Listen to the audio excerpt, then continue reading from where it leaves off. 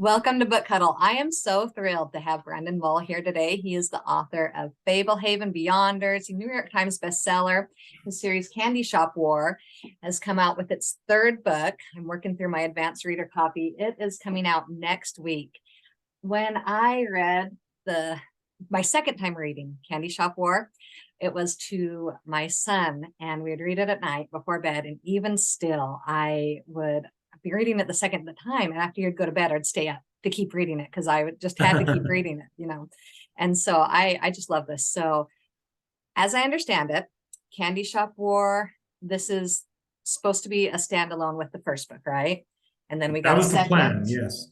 and now we got a third. Was it because people kept asking? Were you just further inspired? What led to more books that was originally supposed to be a standalone? Yeah, so Candy Shop War was just such a weird idea of magicians coming to town, sharing candy with kids. Different candies have different powers. And I just kind of thought, okay, this is probably a standalone. We're writing this standalone weird, suburban fantasy where it's a normal neighborhood, normal kids, but really weird magical stuff going on. And after that, I wrote it while I was writing my Fablehaven series. So I think it came out between book 2 and book 3 of Fablehaven. And honestly, part of the reason I wrote it was I was a new writer at the time, and I wanted people to know, oh, he's got more in him than just Fablehaven. I actually was trying to sort of hint out to the world, like, oh, there'll be more than just Fablehaven. I didn't want to just be a one series author, and in the years after writing Candy Shop War, there was a big chunk of readers where that was their favorite one. They're like, yeah, Fablehaven's great, but give us some more, give us some more Candy Shop War.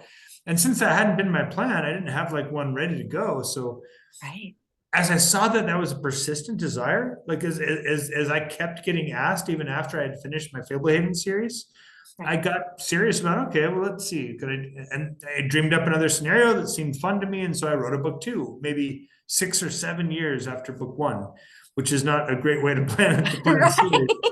But it seemed like there was ongoing demand, so I did it. And I love the next one was, so we had the candy shop, then we had the arcade, and now we have a carnival. Yes. So you bring a little bit of what kids are into and different types of magic.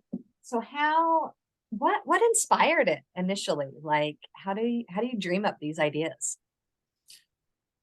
Candy Shop War started with the title, weirdly, I was like, what if I could write a story about magical candy shops at war with each other? I mean, just Candy Shop War. It just sounded like that sounds fun. Maybe that's cool. Maybe seasoned by when I saw Charlie and the Chocolate Factory as a kid, and the fizzy lifting drink, where Charlie and Grandpa could float from the fizzy lifting drink. Awesome. I was like, as a kid, I was like, I want the movie to be about that. I was like, I want the movie to be about magical candy that makes people fly or things like that.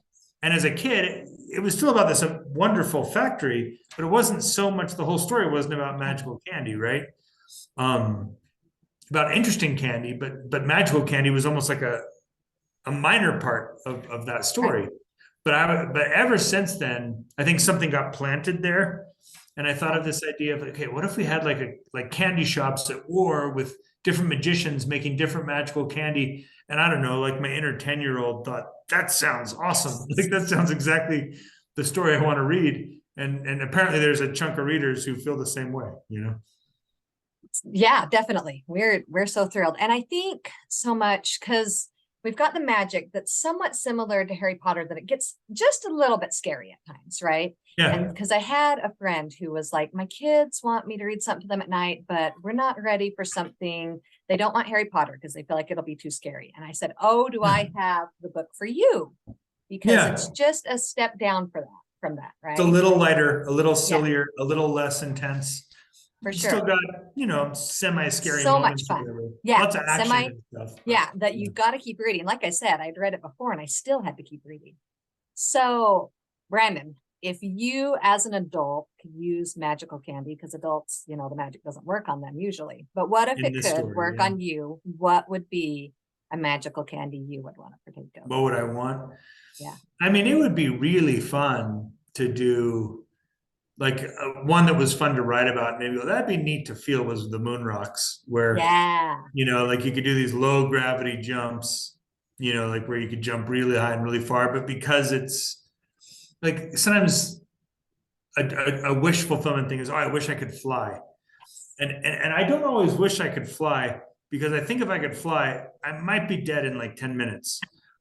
Oh no. I hit something, you know what I mean? If I could fly and be indestructible, like Superman flying, yes, absolutely, all in. Right. But candy in the book, because moon rocks, you're generating your own force. So, you need to fly with the tank power. I'm not going to land any harder than it's like landing off a jump, Right. And so to me, that seems like, okay, with my level of coordination, I could probably survive that candy and have a great time. And so, yeah, maybe that one. That'd be awesome. So is there one you would want to use? Oh gosh, I was just thinking about similarly. Reading the Candy Shop War 3, the bestial crackers that they had and they got to fly. Oh yeah. Because I was like, so combine it maybe with a tank stamp, so that I could, because I was like, I didn't think about that. Yeah, that would be a problem of like being destructible. Well, so this gives you a little glimpse that I'm enough of a worrier that I could ruin some of my fantasies through worrying. It's like you could fly, I'd be like, wait, but I'll die. You know what I mean? So you'd be like, I think most people Mr. just think, Stop, that'd be fun. when Lindy. So like with your kids, are you like the worrier that you're like, everybody else can eat this candy but my kid? Well, here's what's weird is, yeah, I'm not so much a worrier in that way. I think I'm a worrier in when it comes to like, I've got a kind of a fear of heights. Oh, okay. Yes. And so if I blend that fear of heights with the power to fly, yeah, and it triggers a certain kind of worry where I'm like, once I get up high, I get shaky.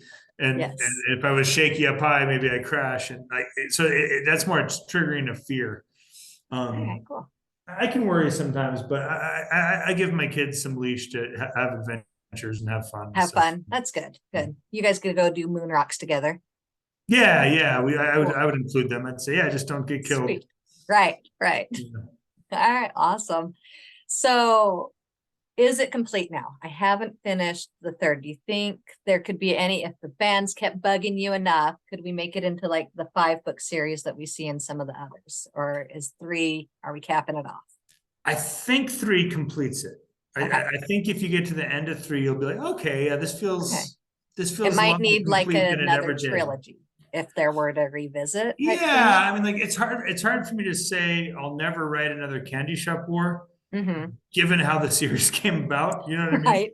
So I would never say I'll never write another, but I would say I think it's complete. I think the intention of book 3 was to kind of tie off the series, which for me as a writer puts me in an interesting spot, because ever since I wrote book 1 of Fablehaven about 17 years ago, I've had at least one series that was still ongoing, that was still open. And in closing Candy Shop War, right now, all my series are over, every single one. And that's the first time in my whole career where all my series have been concluded. Oh, man.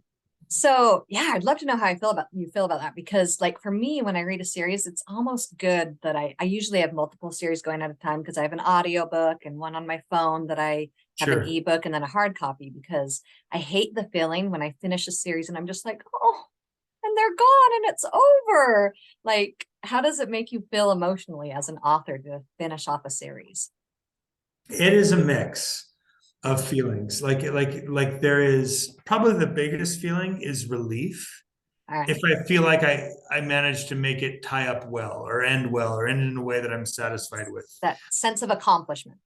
Yeah. Accomplishment and relief. If I'm like, okay, I made it to the end, like, you partly started stories that eventually you can finish the story. I made it to the end, and I think the journey is a good journey, and that's always a huge relief and a good feeling. And there is a little bit of sense of loss, because I spend a lot of time with these characters, much more time usually than the reader spends with the characters, because it just takes so long to create this stuff. It's time in my head, time working it out on the page, time editing it. And so I know these people really well, and they've come to life for me a little bit. And it's odd to say, okay, well, I Right. guess maybe I'll never work with you guys again. It's like, I'll see you never again, old friend. But then Dragon Watch gave me I wrote a series called Dragon Watch, which was the Yes. sequel series to Yes. Love it. Fablehaven. And that was a really fun experience in the sense of, oh, I get to bring all these characters back to life. Fablehaven is Dragon Watch is a direct sequel series to Fablehaven. So I got to bring almost all my main characters back to life and do a whole another 5-book series with them. And I was worried, at the start of it, I was like, okay, I need this to be good and feel good. Right. And for me, it was a really fun experience. It was like, okay, I brought all my old friends back to life. I get to do another Yes. story with them. And And so saw so much growth, like in Seth and yeah, we got to see some stuff that I thought was important to the story. I thought at the end of Fablehaven, we left Seth with some unfinished business. And so it was nice to kind of develop him further with a series that kind of actually emphasized him a little more than the previous series had. yeah. When I told some people that I'd be interviewing you, my niece, right at that preteen age, just loves Kendra and Bracken, right? And Oh, cool. so Yeah. that was what she was saying. She was like, tell me what happens with Kendra and Bracken. I was like, Yeah. I don't Yeah, know. I yeah. think you're gonna have to imply that. Do you have anything you can tell these readers that are dying As to things know what go happens forward next? beyond the end of Dragon Watch, is that Yes. I think it goes forward in beautiful ways. I'll tell them that. You know what I mean? Like that's what I expect. That's what I assume. That's what I think, Yes. is that it goes forward in beautiful ways. Yeah, your niece, you said? Yes. Yeah, she's not alone. There was a lot of people tracking that. You Yes. know what I mean? That were Yeah, having fun with that. So for yeah, sure. tell her I see good things for their Good future. things. All right. All right. She wants to know too, is Kendra based on anybody? Kendra is um not directly based on anybody. She's an amalgam of Okay. girls in my life. Nice. There's a little bit of my sister Summer in her, who was a little more responsible than my brother Bryson, who And like then that. is that where the name came from in Candy Shop War? Is your sister? Yeah, that's exactly right. Like the Candy Shop War is my most autobiographical fantasy adventure. Yeah. It really is. Like, I moved to Northern California my 5th grade year, Nice. and into a town called Clayton, which I patterned Colson after Colson Clayton, after. very much. Nice. So much so that anyone that lives in Clayton's like, oh yeah, this is our Yeah. town museum, the Mount Diablo Elementary School, like a lot of the details track. And I took some poetic license with the city. That's probably why I gave it a different name, so I could make some Yes. tweaks and adjustments. But like anyone who lives in Clayton knows, oh yeah, that was my town. And my sister Summer was much like the character Summer. She rode a goofy pink bike and would do more dangerous stunts on her goofy pink bike than the boys would do on their cool dirt bikes or whatever, because she was a little daredevil tomboy girl. And yeah, like, so I'm often pulling from people in my life as I build my characters, though nobody's exactly my sister, exactly my brother. Right. There's definitely Right. influences people Because I they know. have to have freedom to make their choices and Yeah, and it would be weird if I made it too exactly my sister. right. It would be weird for her, weird for me. Yes. But they all like, if certain thing, like the reckless curiosity of Seth is partly inspired by the reckless curiosity of my brother Bryson. They're not the same person, but they had that in common. Inspired. Excellent. Excellent. Mhm. So with the characters we were kind of talking about earlier, revisiting Fablehaven to Dragon Watch, I loved when the Beyonders characters, there were a couple cameos in Five Kingdoms. Oh, right. Are there others of those or plans to do some cameos where we just get to see somebody again and say, hey, it's him or her? Yeah, it was fun for me to do that because in Five Kingdoms, I came up with a really good reason to maybe link the story Yes. worlds, right? And that was my favorite. The necromancer kind of part was Yeah. that was just amazing writing. Yeah, that was a cool place. That was a fun Yeah. kingdom to build. Well, part of Five Kingdoms was that each kingdom was pretty different from the next. Yes. And one was sort of a fantasy version of the afterlife, or an in between kind of afterlife place. And that was fun to generate. It was fun to write that place and make some action happen there. But having a fantasy version of the afterlife gave me a chance to have some characters cross over in interesting ways. And Yeah. from other series. Also because in the Five Kingdoms, the outskirts was supposed to be kind of a world between worlds, kind of an Oh, right. in-between place. Right. So I was like, okay, if it's an in-between place, maybe I That can link makes it to another sense. world, right?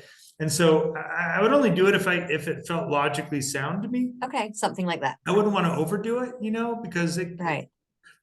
if it didn't feel logically sound, I think it could be really distracting actually. Yes. But because that one kind of felt logically sound to me, I had a really good experience with it where readers really liked that and thought it Yes. was cool, and I thought it was cool too. So yeah, if I see a place where it makes sense to do that again, I'm very open to that because as a reader, I think I would like that as well. Yeah. Yeah. It's so fun to have those connections for And you sure. get rewarded for like, hey, I know these guys from And this. I remember, You yes. didn't have to have read Beyonders to make sense of those characters. They could have just Right. been characters you didn't know. Yes. But if you've read the Beyonder series and then you read Five Kingdoms, you're like, oh, I know a couple of these guys. Like that's really weird and cool. Well, it makes you feel smart. I remember I had just read To Kill a Mockingbird when I was reading Fablehaven.